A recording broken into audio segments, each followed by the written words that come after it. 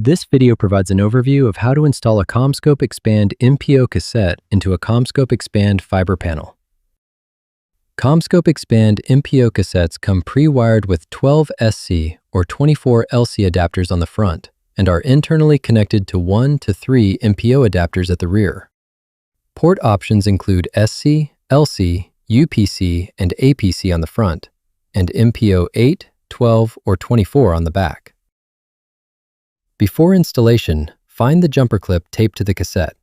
In the row of front ports, between the middle two adapters, there is a cavity designed specifically for the jumper clip. Insert the clip with the open side of the loop pointing upwards and slide it into the cavity until locked into place.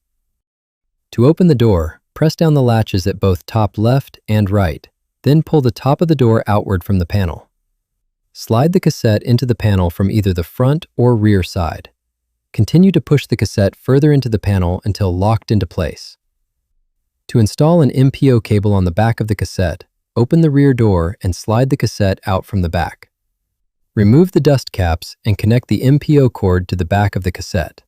Inspect the connector and clean if needed, per local practice.